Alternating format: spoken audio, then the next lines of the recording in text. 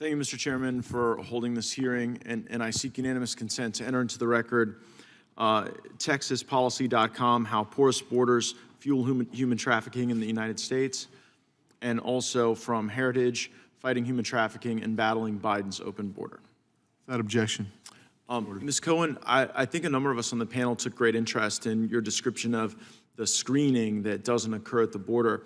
I'd love to give you some time to maybe lend your expertise to the type of screening that we ought to really pursue. Thank you so much, Congressman Gaetz. PACT has worked very closely with schools, with shelters, with programs around the country to look at indicators of trafficking and red flags, and we are extremely eager to engage in working with people at the border, with Customs and Border Patrol, and also with shelters.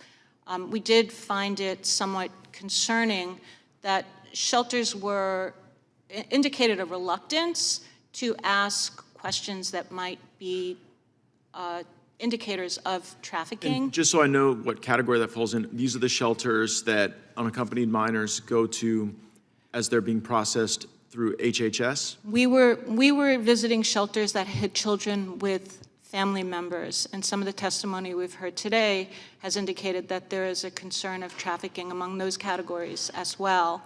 And in those shelters, we were informed that there was not any screening done on children specifically for indicators of trafficking because there was a fear of asking questions that might be triggering, that might be problematic for those children. And there are questions that can be asked in a trauma-informed way that could easily assess whether or not the narrative that's being presented is in fact the true narrative, the true situation of the child in question.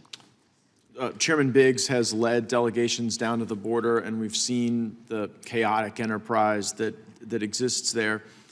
Could you give us a sense of how long an effective screening could take that was trauma-informed and that was effective at determining if there's a way to uproot some of these networks? I think the questioning can be done fairly quickly if there are certain indicators that might appear immediately that could lead to additional questioning. But I think that it can be rolled out, and we have survivors. Our Survivors Council is very happy, actually, to provide input. We have members of the Survivors Council who were trafficked across the southern border who said that no one asked them anything. And that, for us, is a true source of concern, that there should be more focused questioning and just some basic questions about the family dynamics, the family relationship, and to really assess whether what's being presented, in some cases by the adults speaking on behalf of the child, actually matches up with the child's own testimony. I'd love to draw on your law enforcement experience. Mr. Pizzurro, when you're able to get that type of real-time data from an effective screening, how can that be useful in disrupting these networks?